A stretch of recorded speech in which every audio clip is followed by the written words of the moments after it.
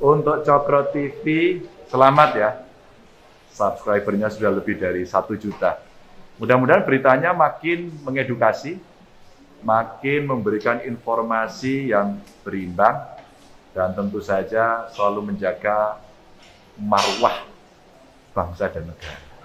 Agar kita bisa hidup rukun, baik, dan kemudian semua terinspirasi oleh Cokro TV. Bisa menjerumuskan banyak orang. Jadi tolong, berpolitiklah secara santun. Iya, iya. Tidak, tidak. Jangan iya untuk tidak, tidak untuk iya. Kalau berani jangan takut, kalau takut jangan berani.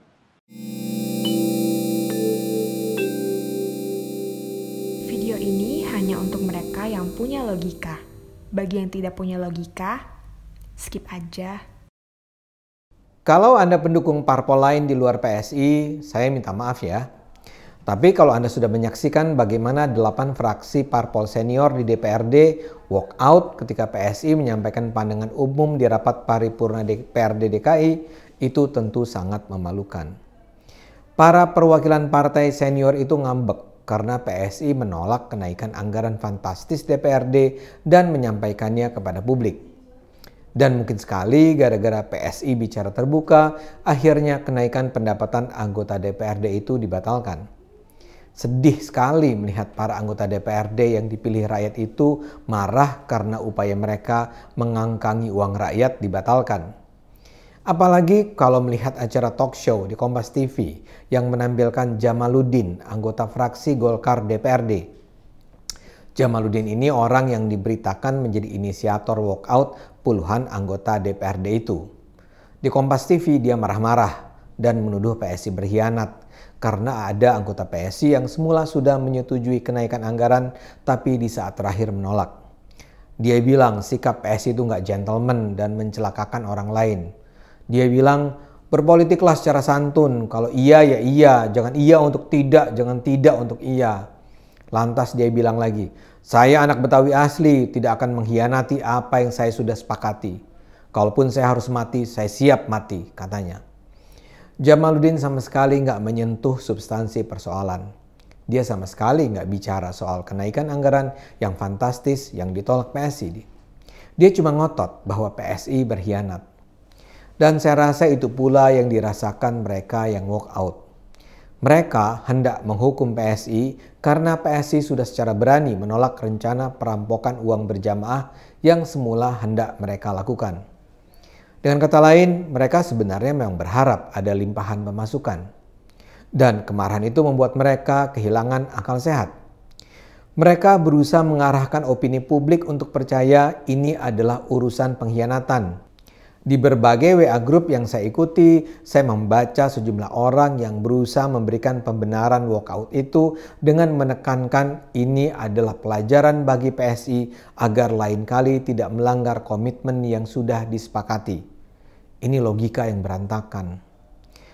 Memang mungkin saja di tahap awal perancangan ada 1-2 anggota PSI yang tidak keberatan dengan keputusan kenaikan anggaran itu. Tapi selama bukan sikap fraksi, itu harus dilihat sebagai pendapat pribadi yang mungkin saja belakangan berubah. Yang penting, PSI sebagai fraksi menolak. Dan tidak ada satupun anggota PSI yang tidak mendukung keputusan fraksinya. Jadi seperti saya katakan, maaf ya, sikap para fraksi lain itu sungguh memalukan. Dan sikap PSI sungguh mengagumkan. Dalam hal ini saya menjadi teringat pada salah satu pernyataan Perdana Menteri Inggris Winston Churchill dalam salah satu episode terpenting dalam Perang Dunia Kedua. Ketika itu dalam salah satu pidatonya yang menggetarkan, Churchill berkata, "Tidak pernah dalam sejarah satu bangsa ini harus berutang budi begitu besar kepada sekelompok kecil orang." Churchill ketika itu sedang menyatakan terima kasihnya pada para pilot Inggris yang mati-matian melawan skuadron Jerman yang jauh lebih unggul dalam hal peralatan dan keahlian yang menghantami Inggris. Sebagian pilot itu tewas, tapi Inggris berhasil memukul mundur Jerman. Karena itu Churchill mengucapkan pidato khusus buat mereka. Pujian serupa agaknya sekarang bisa kita alamatkan pada anak-anak muda PSI di DPRD DKI. Kita berutang pada pengorbanan mereka. Apa yang mereka lakukan sama sekali nggak mudah. Bukan saja karena itu mereka akan kehilangan peluang untuk menerima aliran uang yang berlimpah yang tentu menggiurkan, tapi juga dengan melakukan itu mereka mengambil risiko menjadi musuh bersama. Mereka cuma 8 orang, tapi dengan gagah berani mereka melawan skuadron fraksi-fraksi lain yang mengeroyok mereka. Saya sudah dengar bagaimana mereka dibully di DPRD. Bila ada anggota PSI datang ke sebuah rapat, suasana tiba-tiba saja menjadi sunyi. Para anggota fraksi lain akan dengan angkuhnya tidak bersedia menegur sapa orang-orang PSI. Ketika anggota PSI lewat, para anggota fraksi lain yang pengecut akan berbisik-bisik membicarakan PSI dari belakang. Mereka seperti bersepakat akan membuat para anggota PSI tidak hidup tenang. Dalam acara-acara DPRD, biasa sekali anggota PSI ditinggalkan duduk di sudut tanpa didampingi siapapun. Orang-orang PSI diisolasi. Padahal mereka adalah anak-anak muda yang baru belajar berpolitik dan membayangkan dapat membangun politik Indonesia yang lebih bersih. Mereka, orang-orang PSI itu sekedar orang-orang yang kepalang percaya bahwa berpolitik harus bersih. Mereka kepalang dicekoki dengan gagasan bahwa kewajiban anggota parlemen adalah mengabdi pada rakyat. Mereka kepalang diajari bahwa menjadi anggota parlemen itu tidak untuk mencari kekayaan, melainkan untuk berjuang bagi masyarakat Indonesia. Karena itu, ketika melihat ada kejanggalan, mereka bicara.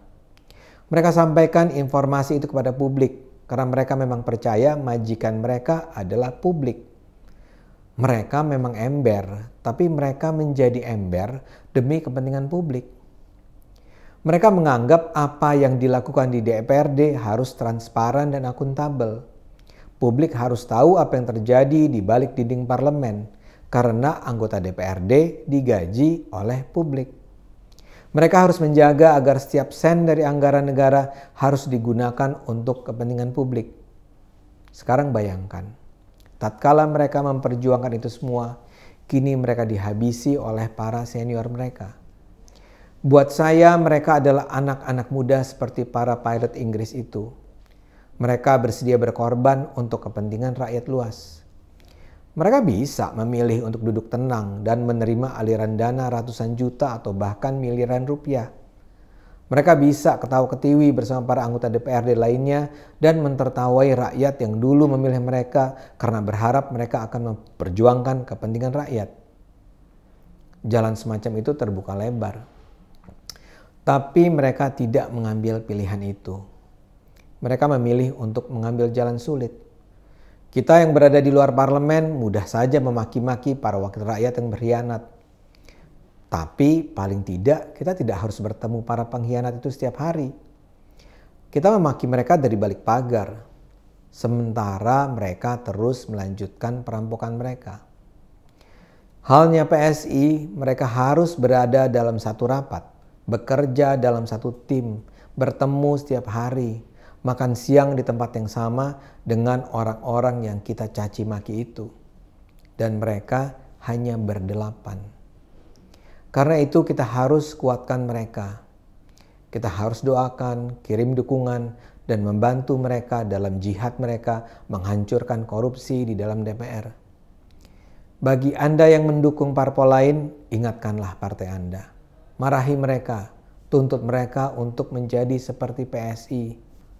Dan kalau mereka tetap keras kepala dan tak tahu malu, tinggalkan saja mereka dan dukunglah PSI. Kita bantu PSI bukan untuk PSI. Kita bantu PSI untuk menyelamatkan rakyat. Mari terus gunakan akal sehat, karena hanya bila kita gunakan akal sehat, negara ini akan selamat.